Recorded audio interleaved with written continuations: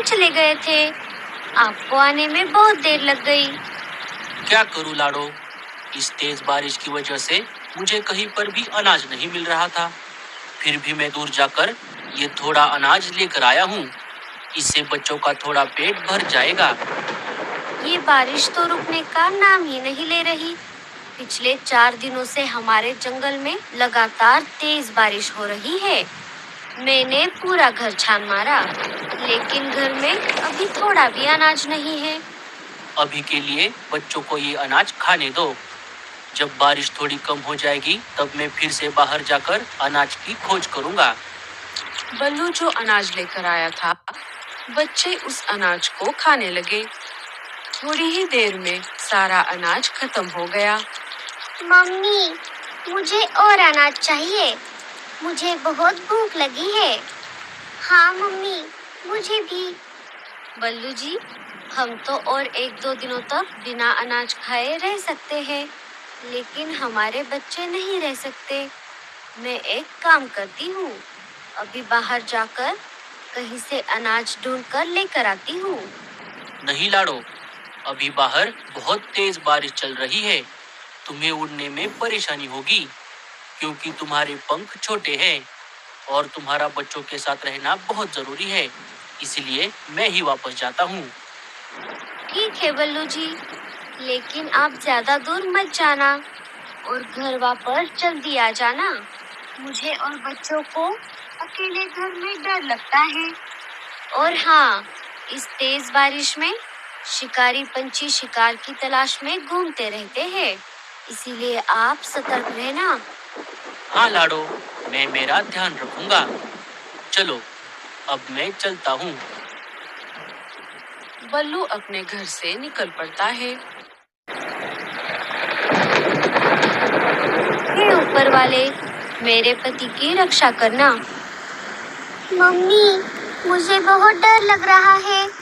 डरो मत बेटा, मैं हूँ ना तुम्हारे पास। मम्मी, मुझे बहुत भूख लगी है। लाडो ने घर में फिर से तलाश की। तभी उसे एक डिब्बे में थोड़ा सा अनाज मिल गया। ये लो बच्चों, मुझे डिब्बे में थोड़ा अनाज मिला है। पापा के आने तक आप इसे खा लो। बच्चे अनाज खाने लगे। मम्मी, आप नहीं खाओगी? आप भी हमारे साथ थोड़ा खाओ ना। नहीं बेटा, आप खा लो। मैं पापा के वापस आने के बाद खा लूंगी। बारिश और तूफान इतना तेज था कि उसमें लाडो का घोंसला जोर जोर से हिल रहा था।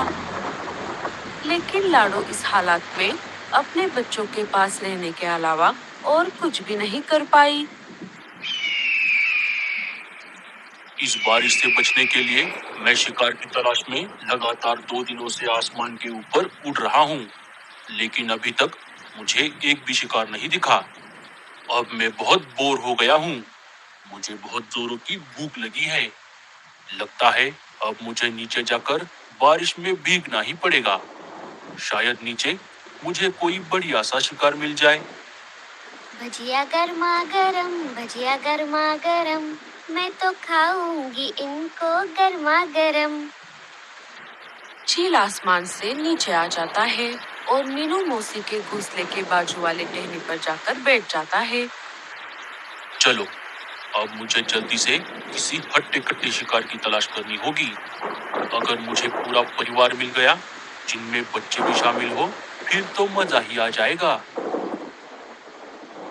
मीनू मौसी खिड़की से शिकारी पंछी को देख लेती है।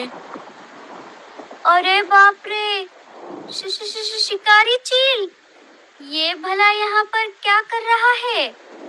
चल मीनू, अब तेरा ऊपर जाने का समय आ गया है। अरे वाह, ये खुशबू कहाँ से आ रही है? अरे बाप रे, बचाओ, मुझे मत मारो। मैं तो एक बूढ़ी चिड़िया हूँ, मुझे मारकर तुम्हें क्या मिलेगा? अरे चुप कर, मैं तुझे नहीं खाऊंगा। मैं तो बस ये खुशबू सूंघकर आया था। ये तुम क्या बना रही हो? मैं तो गर्मा गर्म पकोड़े तल रही थी। अरे वाह, पकोड़े तो मुझे बहुत पसंद है। सुन रही बुढ़िया, अगर तू मुझे पकोड़े दे देगी तो मैं तुझे नहीं खाऊंगा। हाँ हाँ, ले लो, तुम ये सारे पकोड़े ले लो, लेकिन मुझे मत मारो। अरे वाह वाह वाह वाह, बुढ़िया, तूने पकोड़े तो बहुत अच्छे बनाए हैं। और तुम डरो मत, मैं वैसे भी बूढ़े पंछियों को नहीं खाता, क्योंकि उनमें हड्डियों के अलावा कुछ भी नहीं मिलता। हाँ हाँ, ये बिल्कुल सही कहा तुमने। चील सारे पकोड़े खा लेता है। चल बुढ़िया, अब मुझे ये बता कि इस जंगल में मुझे हट्टा कट्टा शिकार कहाँ मिलेगा। एक पूरा परिवार भी चलेगा, जिनमें बच्चे भी शामिल हो। अरे चील भाई, मुझे भला शिकार के बारे में क्या पता होगा? मैं तो ज्यादातर घर में ही रहती हूँ। अगर तूने नहीं बताया तो मैं तुझे अभी खा जाऊंगा। अरे नहीं नहीं चील भाई, मैं तो मजाक कर रही थी। आप एक काम करो, यहाँ से सीधा आगे जाते ही आपको एक आम का पेड़ दिखेगा। वहाँ पर 2 घोंसले हैं, एक है कालू कौवे का और एक है रानू चिड़िया का। रानू अपने घोंसले में अकेली रहती है। आप उन दोनों घोंसलों में से किसी को भी खा सकते हो। छे छे, मैं कौवे का शिकार नहीं करता और उस अकेली चिड़िया को खाकर मेरा पेट नहीं भरेगा। तुम कोई ऐसा घोंसला बताओ जिनमें छोटे छोटे बच्चे भी हो, और जल्दी करो, मुझे बहुत भूख लगी है। अरे बाप रे, अब मैं क्या करूं? अगर मैंने इसे नहीं बताया तो ये मुझे अभी खा जाएगा। अरे क्या हुआ, तुम कहाँ खो गई? चील भाई, आप एक काम करो, यहाँ से सीधा आगे जाकर आपको थोड़ी दूरी पर एक नदी मिलेगी। नदी को पार करते ही आपको वहाँ पर एक बरगद का पेड़ मिलेगा। उस पेड़ पर एक लाडो नाम के चिड़िया का घोंसला है। वो अपने पति और अपने 5 बच्चों के साथ वहाँ पर रहती है। उन्हें खाकर आपका पेट जरूर भर जाएगा चील भाई। हाँ, ये हुई ना बात।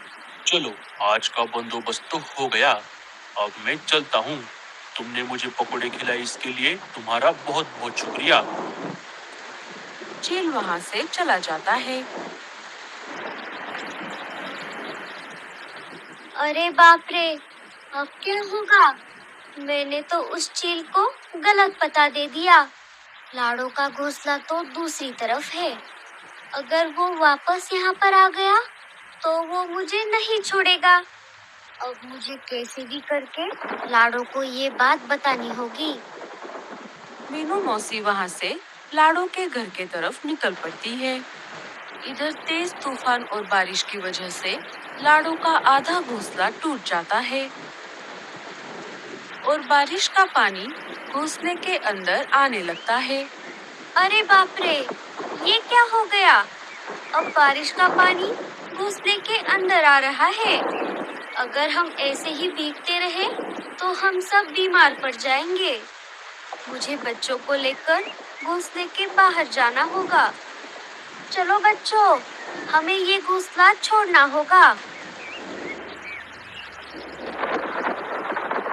लाडो और बच्चे घोंसले के बाहर आ जाते हैं।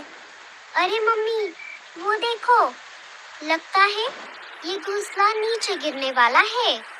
बच्चे के ऐसा कहते ही घोंसला धड़ाम से नीचे गिर जाता है। अच्छा हुआ मम्मी, हम सब समय रहते बाहर आ गए, नहीं तो हम भी घोंसले के साथ साथ नीचे गिर जाते।